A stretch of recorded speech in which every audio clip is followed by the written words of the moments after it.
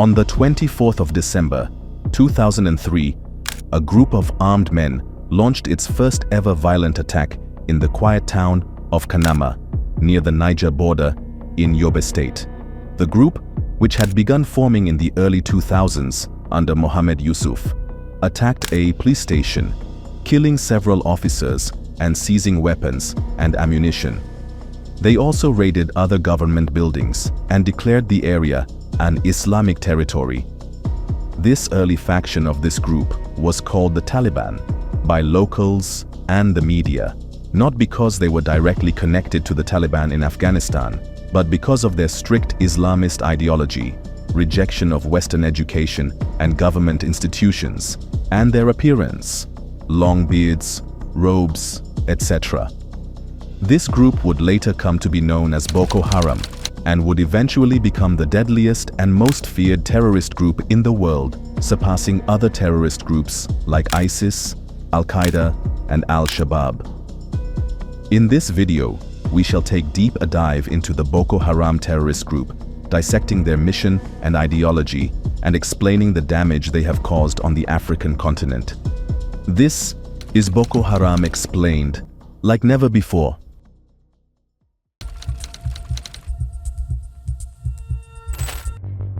Boko Haram's roots are firmly embedded in the northern region of Nigeria, particularly in the states of Borno, Yobe, and Adamawa, areas historically dominated by Muslim communities.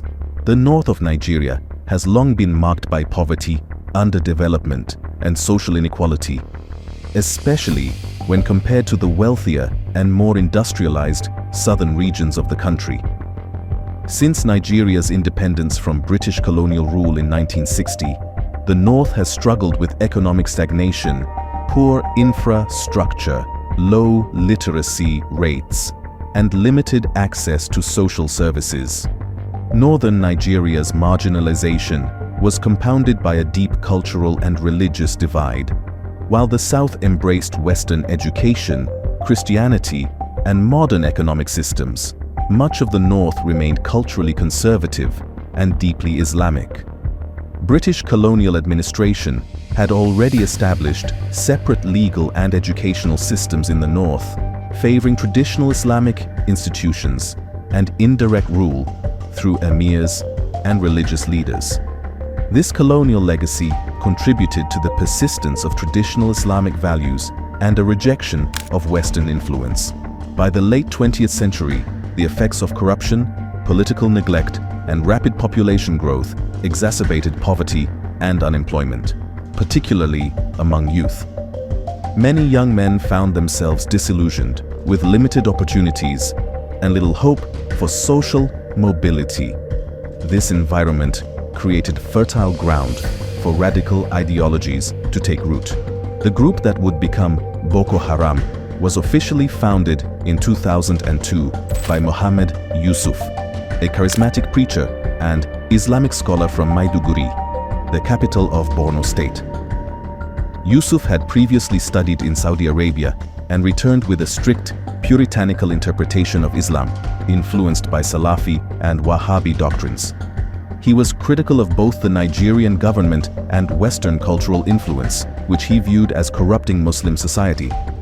Yusuf's teachings emphasized the rejection of Western education, secular governance, and any political system not based on Sharia law. The name Boko Haram itself is derived from Hausa and Arabic, meaning roughly Western education is forbidden, or Western non-Islamic knowledge is sinful. This slogan encapsulated the group's central ideology that Western-style schools, laws, and institutions were inherently evil and must be opposed. Under Yusuf's leadership, Boko Haram operated primarily as a religious movement.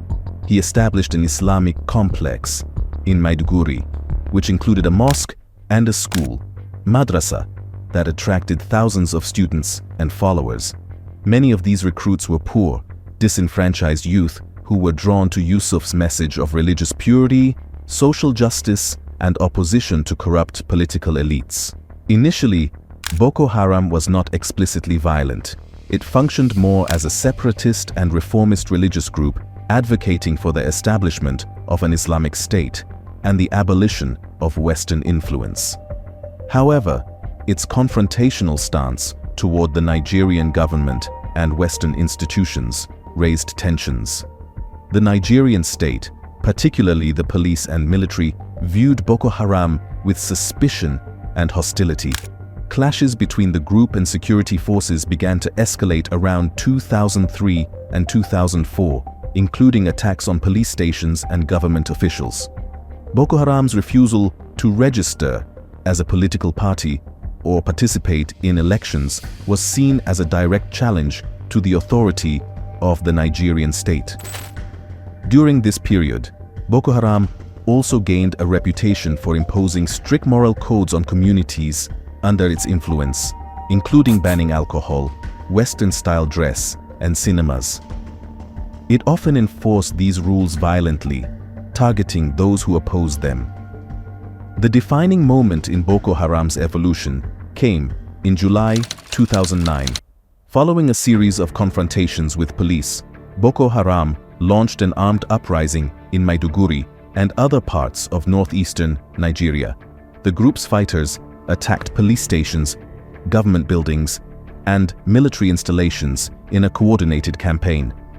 The Nigerian government responded with overwhelming force, conducting a brutal security crackdown. More than 700 people were killed in the ensuing violence, including many civilians. Among those killed was Mohammed Yusuf, who was captured and subsequently died in police custody under suspicious circumstances. His death marked a turning point.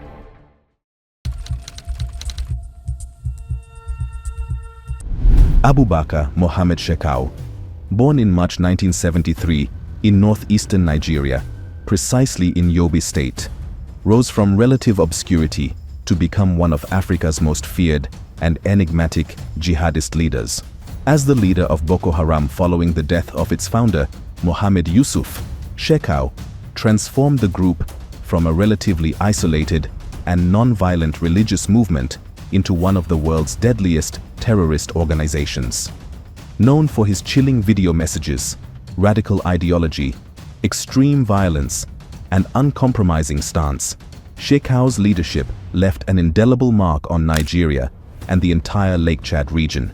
His rise to power was rooted in a volatile mix of radical religion, political instability, state violence, poverty, and the failure of governance in northern Nigeria. Shekau's early life remains shrouded in mystery, partly because he deliberately kept his identity and background hidden.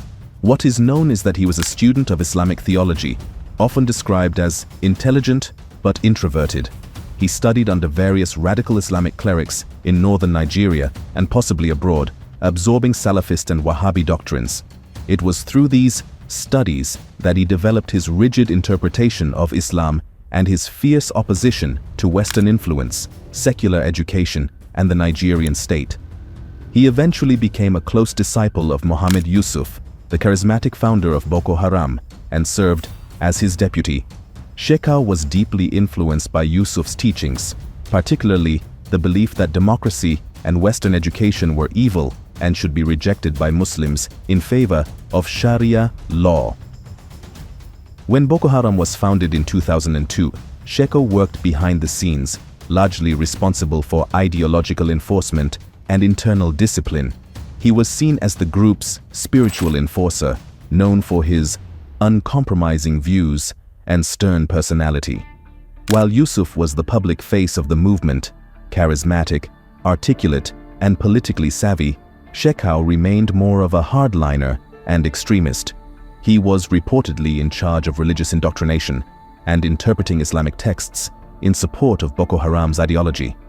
His influence within the group grew significantly, especially among more radical members who admired his purity of vision and disdain for compromise. The pivotal moment in Shekau's rise came in 2009, when the Nigerian government launched a brutal crackdown on Boko Haram following violent clashes in Maiduguri and other northeastern towns. During this crackdown, hundreds of Boko Haram members were killed, and Mohammed Yusuf was captured by police, tortured, and summarily executed. Yusuf's death created a power vacuum within the movement.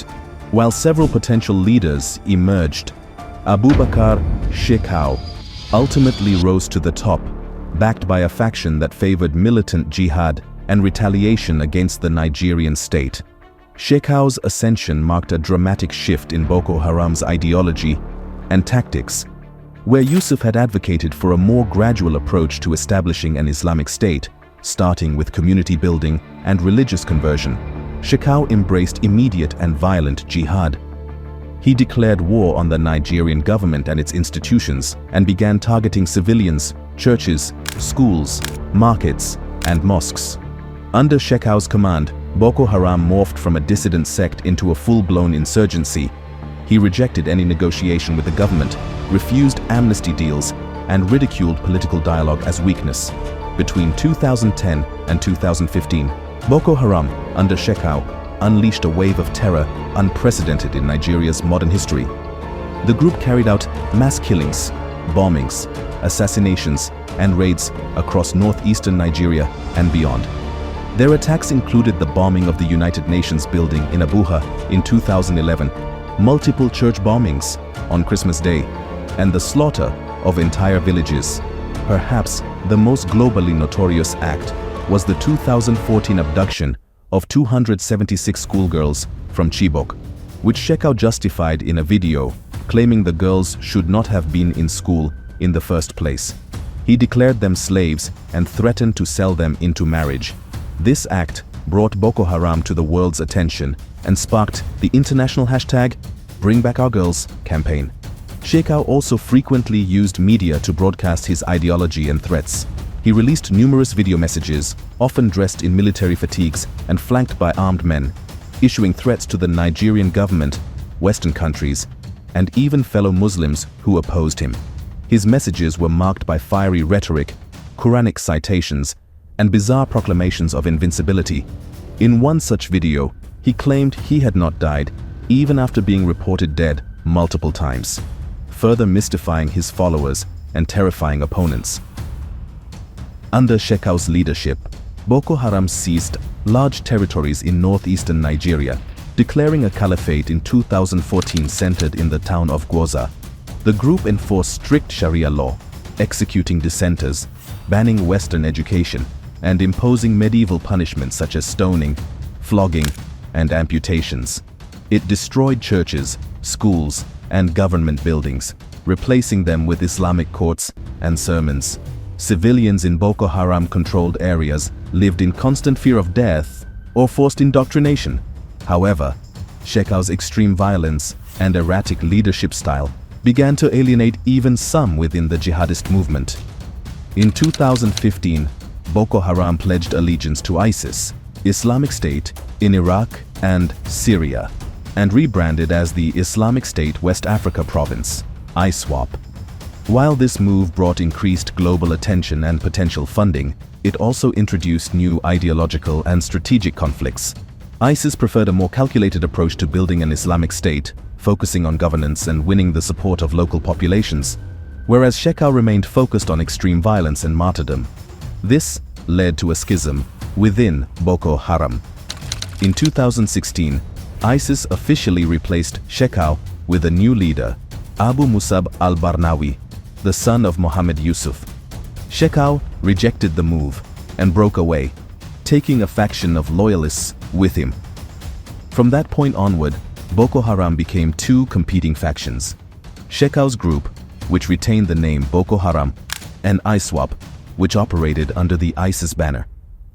Shekau's faction continued to carry out gruesome attacks, while ISWAP attempted to engage in more structured insurgency operations.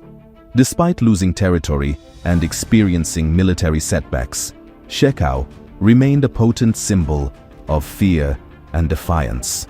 The Nigerian military repeatedly announced his death, only for him to resurface with new videos and attacks. His ability to survive and inspire continued to frustrate both Nigerian forces and international observers. His use of child suicide bombers, mass abductions, and brutal killings earned him a reputation as one of the most vicious jihadist leaders of his time. Abubakar Shekau's reign finally came to an end in May 2021, but not at the hands of the Nigerian military. Instead, he died during a confrontation with ISWAP, the rival jihadist faction.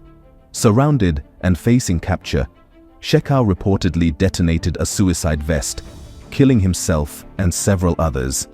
His death marked the end of a bloody chapter in Boko Haram's history. Though violence in the region persists, Shekau's legacy is one of devastation, fear, and ideological rigidity. He transformed Boko Haram from a marginal religious movement into a global terror threat, causing untold suffering and destabilizing an entire region. His rise illustrates how extremism can flourish when combined with poverty, state neglect, and social discontent.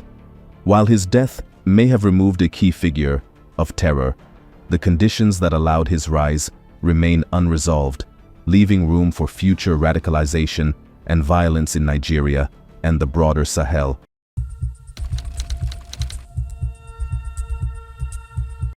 Boko Haram has had devastating effects on the African continent, particularly in the Lake Chad Basin, encompassing Nigeria, Niger, Chad, and Cameroon.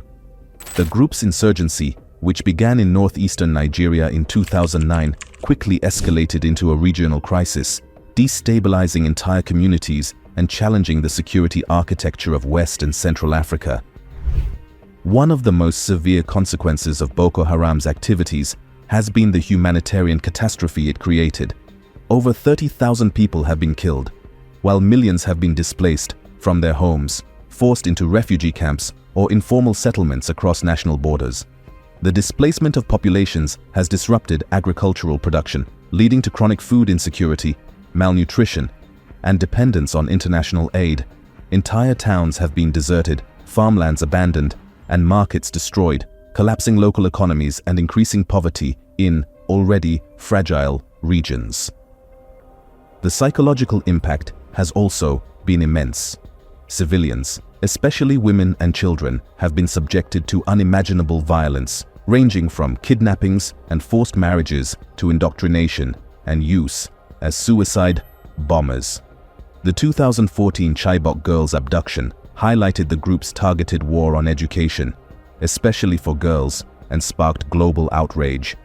Thousands of children in the region now fear going to school, and hundreds of schools have been closed or destroyed.